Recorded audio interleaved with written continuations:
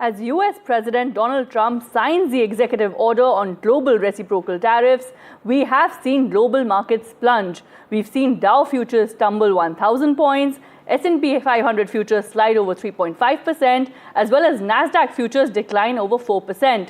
Asian markets have also tumbled sharply, with Japan's Nikkei declining over 4% and South Korean shares declining over 2% in early trade. Meanwhile, gold prices hit a record high and are clearly thriving on safe haven demand.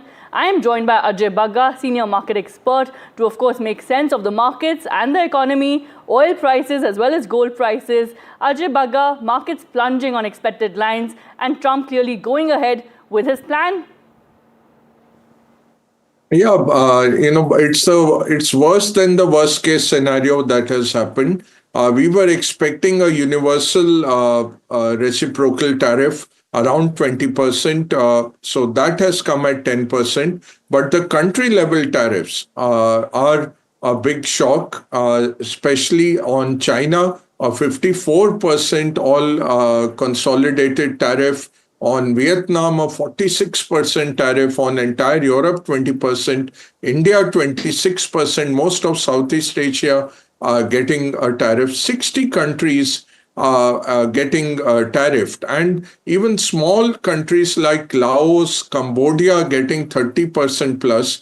Norfolk Island, which is an island, which is a territory of Australia with a population of 2,000, gets a tariff of 29%. There is no comparison between a small enclave of 2,000 people and the US economy. So this is not a well thought out position. And unfortunately, to run global affairs like this, that I have made my move, now you come on the poker table and you lay down your cards, let's negotiate. That's not the way to run international relations. Secondly, that's not the best thing for the global economy. Markets are just reflecting the pain in the global economy caused by this once in 100 years kind of a tariff war that has got unleashed last night.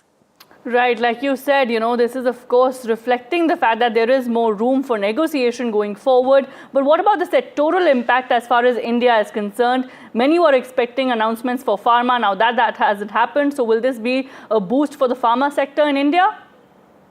No, not at all. If you see the White House declaration, they have said copper, pharma, semiconductors are going to come under sector-specific tariffs. So they have been kept out of the country-specific tariffs.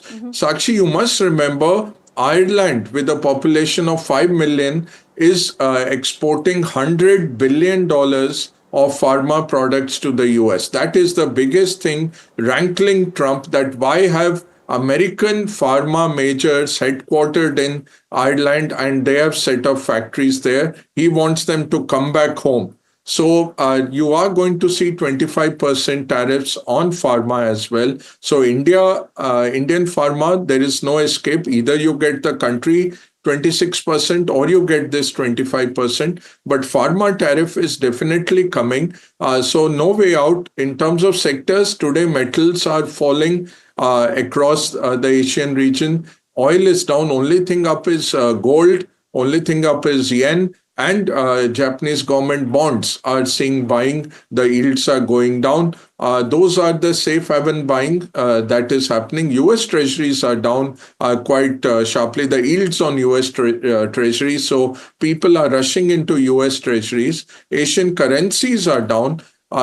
China has to still fix its currency. They had drawn a line, Sakshi, of 7.2 yuan to the dollar. They were protecting that. Today, in the offshore market, it has crossed 7.3. The risk is that Chinese allow their currency to depreciate, as they did in 2000 and 2019, 2018 and 2019, which led to a global stock market sell-off. Because all the emerging markets then, to stay competitive export-wise, also follow suit and depreciate currencies. So you could be seeing a currency war starting. We have to wait and watch. But overall, I think there'll be a massive sell-off. Japan opened 4% down, then We have seen some amount of stability there. If you look at Chinese ETF, the internet ETF, which is the biggest one, $8 billion China internet ETF, that's down 6% this morning.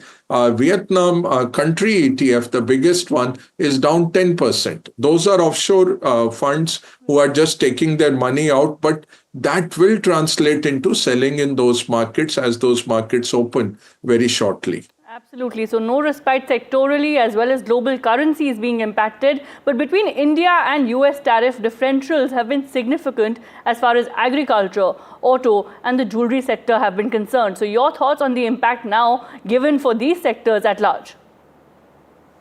Yeah, it is a drag on the profitability of all these companies, and a minimum 10% has been set. So the baseline is you cannot escape below 10%. So the best deal we can look for is 26% going to 10. Now, if you look at this 52% that they have allegedly said that India levies, that includes GST, that includes non-tariff barriers and what they call currency manipulation. Now, all those are subjective things.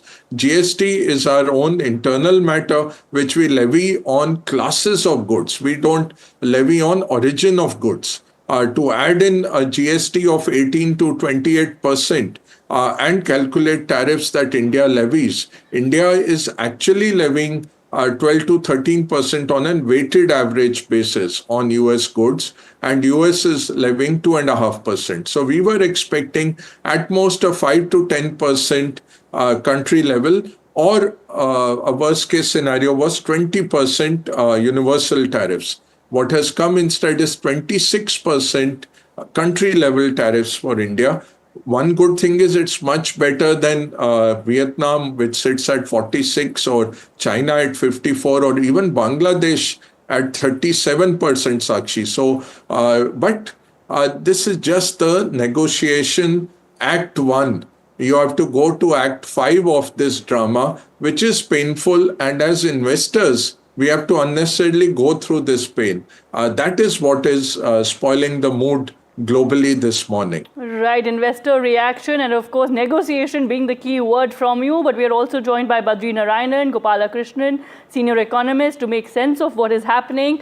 Badri Narayanan, a lot of people have been talking about India needs to boost export market diversification. Now, given the tariff spree, your thoughts on whether India should go ahead with this as sooner than expected?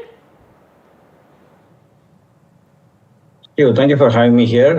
I agree with Mr. Ajay Baga that this is a very sad and kind of shocking news for us this morning. In terms of our exposure to US, it's definitely substantial. It's one of our major export markets.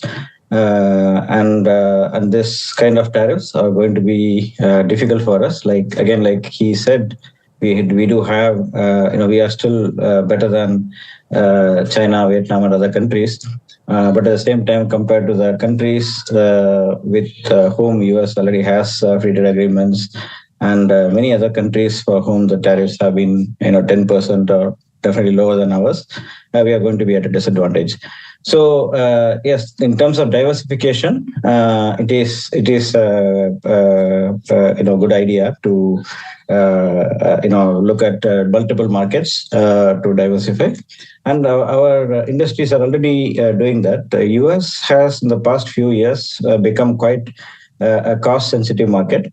So many of our exporters are actually looking at EU and Middle East and other regions for exports. But still, I'm only talking in marginal terms. In the majority, a large chunk of our exports are still going to the US.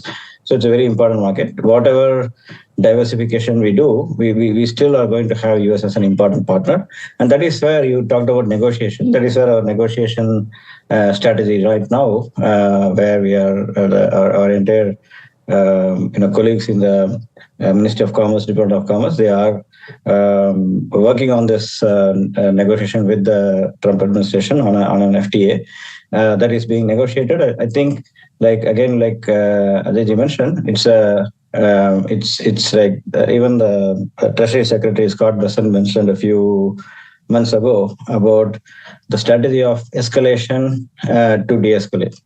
So escalate the tariffs and then bring partners to negotiate and then reduce the tariffs. So that is a strategy. Right. And thank you so much for sharing your thoughts, both of you. And of course, 2 new strategies and negotiations going forward.